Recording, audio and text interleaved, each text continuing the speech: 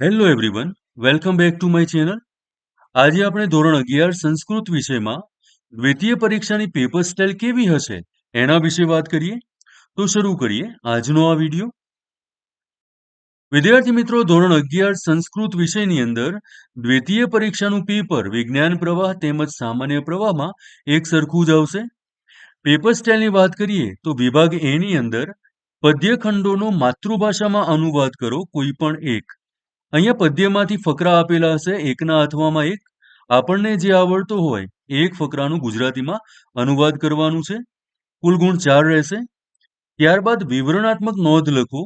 એકના અથવામાં એક આપેલી હશે, આ બેમાંથી ગમે તે એક લખવાની છે, 2 માર્ક્સ.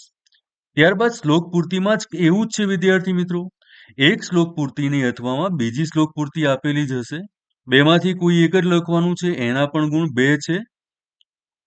નીચે આપેલા વિકલ્પોમાંથી યોગ્ય વિકલ્પ શોધી સાચો જવાબ લખો. અહીંયા વિકલ્પવાળા પ્રશ્નો હશે, જે યોગ્ય વિકલ્પ હોય એ સિલેક્ટ કરવાનું છે, એના માટે 2 માર્ક્સ મળશે. વિભાગ બી, ગદ્યખંડનો માતૃભાષામાં અનુવાદ કરો કોઈ પણ એક.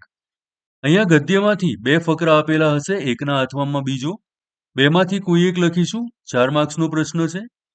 અહીંયા વિવરણાત્મક નોંધના અથવામાં વિવરણાત્મક નોંધ હશે, કોઈ પણ એક લખવાની, 2 માર્ક્સ.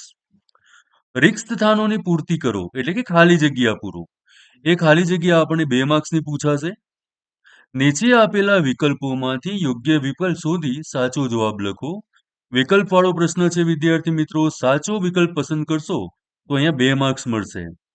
વિભાગ સી ની અંદર ગદ્યખંડ વાંચી નીચેના પ્રશ્નોના જવાબ લખો.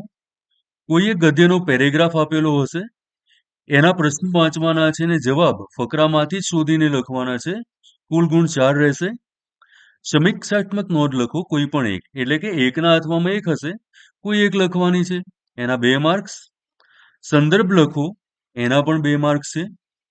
વાક્ય કોણ બોલે છે ઓળખાવો, એના 2 માર્ક્સ. આ નવી છે આ પેપર સ્ટાઇલની અંદર. વાક્ય કોણ બોલે છે તે ઓળખાવો, એનો જવાબ લખવાનો છે ને 2 માર્ક્સનો આ પ્રશ્ન છે. વિભાગ ડી, ગદ્ય વાંચી નીચેના પ્રશ્નોના જવાબ લખો. અપઠિત ગદ્યખંડ મતલબ આપણી ટેક્સ્ટ બુક બહારનો કોઈ પેરેગ્રાફ આપેલો હશે, એ પેરેગ્રાફ પછી પ્રશ્નો આપેલા હશે, એ પ્રશ્નોના જવાબ એ ફકરામાંથી શોધીને લખવાના છે. કુલ ગુણ 3 રહેશે. ગુજરાતી પ્રશ્નોના જવાબ આપો કોઈ પણ 2, એટલે કે 3 એક પ્રશ્નો આપેલા હશે, એમાંથી 2 પ્રશ્નોના જવાબ લખવાના છે અને 4 ગુણ મળશે.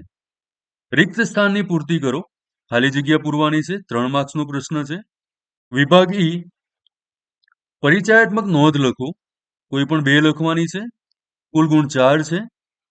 છંદ અલંકાર સમજાવો, 2 માર્ક્સનો પ્રશ્ન છે. નીચે આપેલા વિકલ્પમાંથી યોગ્ય વિકલ્પ શોધી સાચો જવાબ લખો. વિદ્યાર્થી મિત્રો, આ પ્રશ્ન પણ વિકલ્પવાળો છે, એમસીક્યુ ટાઈપ છે. કુલ ગુણ 4 રહેશે. તો વિદ્યાર્થી મિત્રો, આ રીતે આપણી સંસ્કૃતની દ્વિતીય પરીક્ષાનું પેપર 50 ગુણનું રહેશે. મને આશા છે કે આજનો આ વિડીયો તમારા માટે ઉપયોગી રહેશે. Thank you.